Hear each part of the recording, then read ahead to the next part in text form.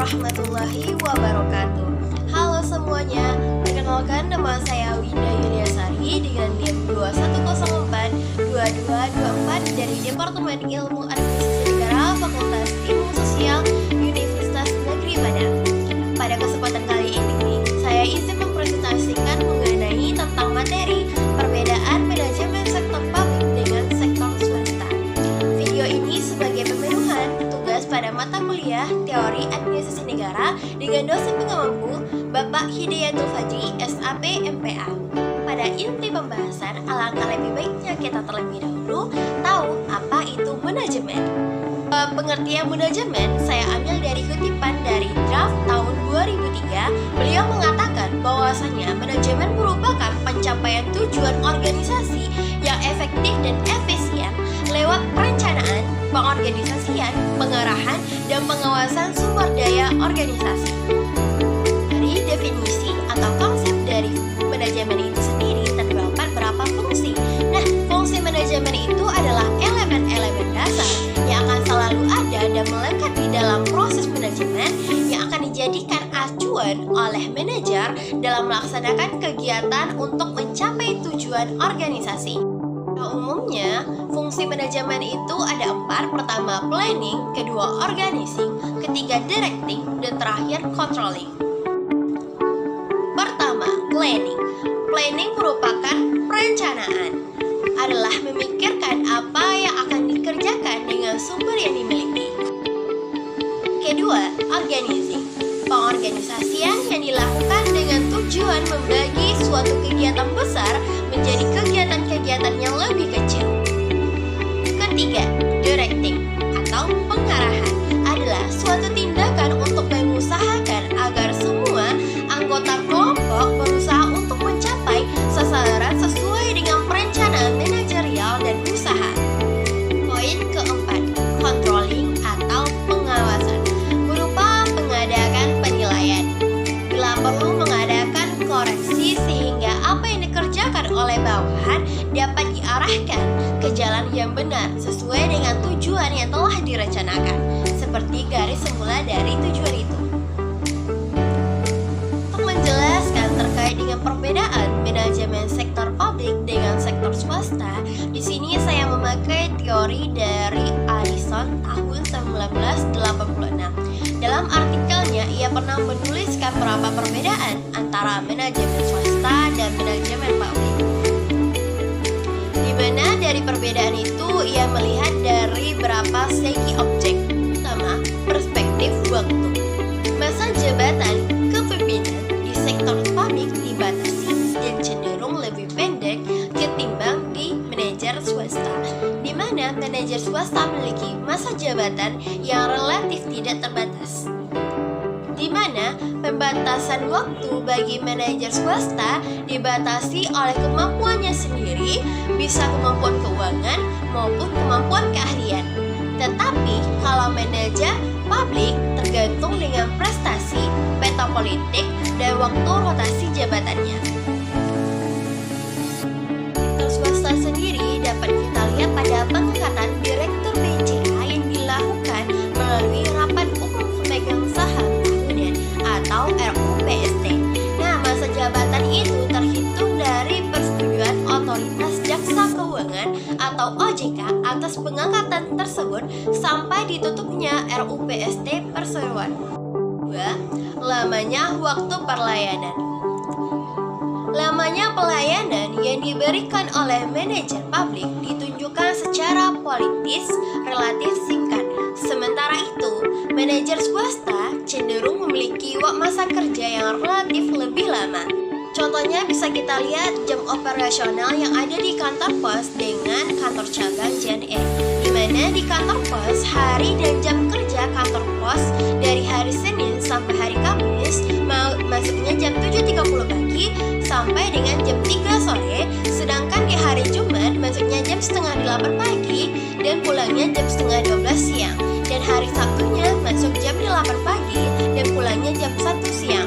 Sedangkan di hari libur dan hari Minggu dan hari-hari libur lainnya itu tutup.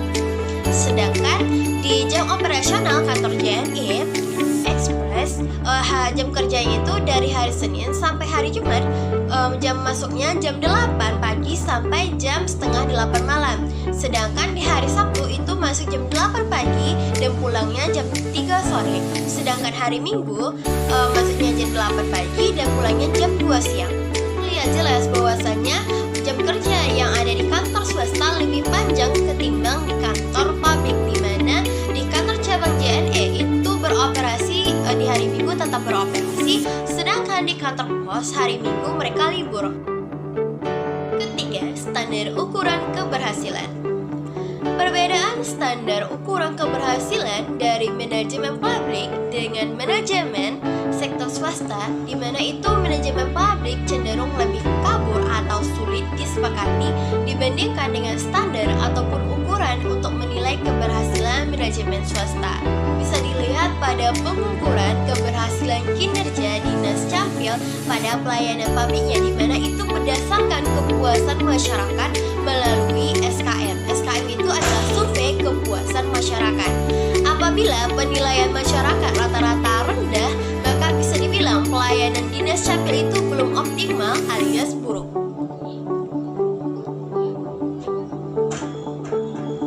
Pada sektor swasta itu ada perusahaan Shopee.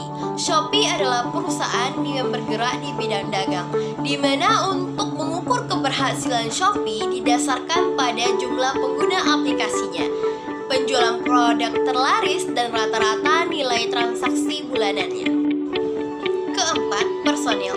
Perbedaan antara manajemen sektor publik dengan sektor privat dapat dilihat dari bagian personilnya, di mana di sektor publik itu sendiri pengangkatan pegawainya cenderung profesionalisme dalam penempatannya ia juga, sehingga pengendalian sulit dilakukan. Sedangkan di sektor swasta mengendalikan pegawai itu cenderung lebih mudah, misalnya dalam bagian memecat pegawai, memindahkan pegawai, dan sebagainya. Contohnya bisa kita lihat pada pemberhentian PNS, di mana PNS itu sendiri diberhentikan oleh negara melalui serangkaian proses, sedangkan pegawai swasta itu hanyalah diberhentikan oleh pemimpinnya saja. Pada umumnya pemberhentian PNS itu ada 3 macam. Pemberhentian PNS itu ada 3 macam. Pertama, karena telah mencapai batas usia pensiun atau BUP. Kedua, karena meninggal dunia. Dan terakhir, karena atas permintaannya sendiri. Setiap alasan pemberhentian tersebut melalui persyaratan administratif dan prosedur yang berbeda-beda dan juga melibatkan banyak organisasi dan juga orang. Kelima, tekanan pelayanan, di mana perbedaan tekanan pelayanan ini di organisasi swasta cenderung menekankan aspek pencapaian efisiensi organisasi yang diwakili dengan perhitungan untung dan rugi. Sementara itu, organisasi publik lebih menekankan pada pemerataan dan keadilan, sehingga pencapaian sasaran ini menjadi sulit diukur. Contohnya saja pada rumah sakit, di mana rumah sakit swasta biaya berobatnya itu pasti mahal, tapi sesuai dengan pelayanan dari dokter, perawat, dan fasilitasnya. Sedangkan di rumah sakit pemerintah biayanya lebih murah, bahkan gratis, itu ditanggung dengan BPJS. Hal ini dibedakan karena sektor swasta memiliki fleksibilitas dalam pengolahan sumber daya, sehingga permintaan pasar dapat ditanggapi. Sedangkan sektor publik lebih memegang teguh prinsip kesejahteraan dan keadilan. Keenam, dari segi proses, di mana proses organisasi publik dalam artinya dari sepak terjang pelaksanaan pekerjaannya lebih sering menjadi sorotan publik dibandingkan dengan organisasi swasta. Dengan kata lain, sifat manajemen lebih terbuka terhadap sorotan masyarakat dibandingkan dengan manajemen di swasta. Hanya saja bisa kita lihat pada organisasi bisnis dan perusahaan airlines Indonesia. Di organisasi publik yang bertugas dalam mengelola zakat adalah Basnas, di mana penerimaan dan pengeluaran zakat selama 1 tahun itu dilaporkan dalam pelaporan kinerja selama 1 tahun. Ini bertujuan untuk dapat dipertanggungjawabkan dan publik pun dapat dengan mudah mengakses laporan tersebut untuk mengetahui bagaimana sih pengelolaan zakat selama 1 tahun tersebut. Hal ini tentu berbeda dengan Allianz Indonesia yang merupakan perusahaan swasta yang bergerak di bidang asuransi jiwa, kesehatan, dana pensiun, dan syariah. Segala informasi terkait dengan data-data pelanggannya itu sangat bersifat tertutup dan rahasia. Hanya orang tertentu saja yang dapat mengakses informasi tersebut. 7. Dalam poin peran media. Perbedaan ini terletak ketika manajer publik lebih sering menghadapi pers dibandingkan dengan manajer swasta. Keputusan-keputusan manajer publik sering dikupas oleh media. Sebaliknya, bagi manajer swasta ini lebih jarang terjadi hal yang demikian. Sebab pihak pemerintah membutuhkan peran media sebagai wadah untuk mensosialisasikan apa yang telah dikerjakan kepada masyarakat, dan pihak media sendiri membutuhkan pemerintah sebagai sumber berita. Misalnya saja, kunjungan presiden ke negara tetangga sebagai bentuk dari kerjasama. Sedangkan di bagian pihak swasta itu membutuhkan media dalam mempromosikan produk dan jasa yang diproduksinya agar lebih dikenal oleh masyarakat dalam rangka strategi untuk meningkatkan penjualan.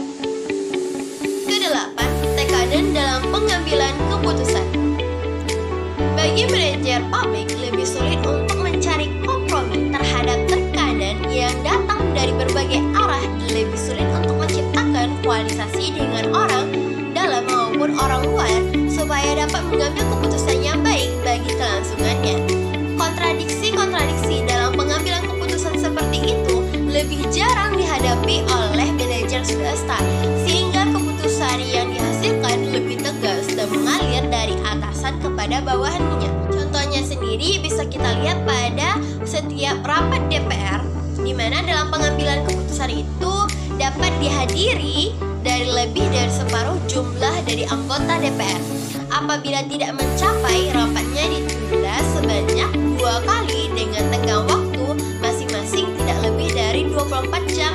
Kemudian pengambilan keputusannya itu didasarkan pada mufakat dan suara terbanyak. Berbeda dengan pihak swasta di mana pengambilan keputusan ini berusaha dilakukan dengan rapat pemegang saham, di mana keputusan diambil dipegang oleh pemilik saham yang mayor atau saham yang terbanyak di perusahaan tersebut, dan bisa menentukan di mana jajaran jabatan di dalamnya. Kesembilan, kebebasan. Perbedaan manajer publik sering menjadi objek sorotan lembaga legislatif maupun yudikatif. Karena itu mengurangi kebebasan manajer publik dalam menentukan langkah-langkahnya. Hal ini tentu berbeda dengan pihak swasta. Contohnya kita lihat dalam penyusunan anggaran RAPBN. Pemerintah harus mendapatkan persetujuan dari DPR terlebih dahulu dengan melalui segala pertimbangan yang ada agar disahkan menjadi APBN. Berbeda dengan sektor swasta, dalam menyusun anggaran keuangannya hanya melibatkan pihak prinsipal, atasan, dan agen sebagai bawahannya. Poin ke-10, kejelasan informasi. Sektor swasta bisa membebankan harga yang berbeda untuk pelanggan yang berbeda dan tidak akan mengundang demonstrasi atau protes dari pelanggannya. Akan tetapi, jika pemerintah sebagai organisasi penyedia layanan publik menaikkan harga pelayanan publik, misalnya dari harga BBM, tarif pasar, tarif dasar listrik, dan telepon, tarif PDAM, maka hal tersebut akan mengundang reaksi yang hebat dari masyarakat dan bisa mengundang demonstrasi. Itulah pemaparan materi singkat dari saya tentang perbedaan manajemen sektor publik dengan sektor privat. Semoga apa yang saya sampaikan dapat berguna untuk kita semua. Jika ada kesalahan kata dalam pengucapan, saya mohon maaf.